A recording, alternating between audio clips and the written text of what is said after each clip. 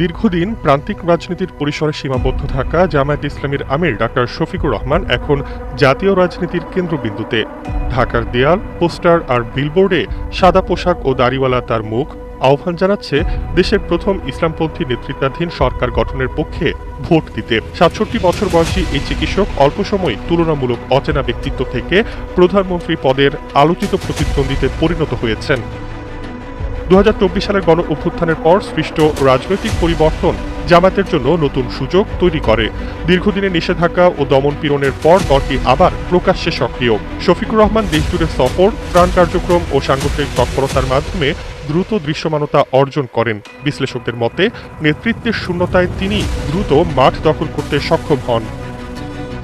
চিকিৎসক থেকে রাজনীতিক হয়ে ওঠা শফিকুর রহমান নিজেকে ইসলামী মূল্যবোধ ভিত্তিক, দুর্নীতি বিরোধী ও সুশাসনের পক্ষে বিকল্প শক্তি হিসেবে তুলে ধরছেন।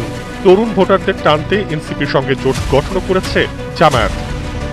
তবে নারীদের ভূমিকা নিয়ে তার বক্তব্যে বিতর্ক সৃষ্টি করেছে। নারী প্রার্থী না দেওয়া এবং কর্মঘণ্টা নিয়ে মন্তব্য সমালোচনার জন্ম দিয়েছে, যদিও দলটি নমনীয় নীতির কথা বলছে।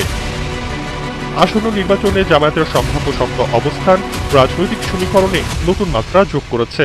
আড়াল থেকে উঠে এসে শফিকুর রহমান এখন ক্ষমতার কেন্দ্রবিন্দুর লড়াইয়ের এক গুরুত্বপূর্ণ নাম।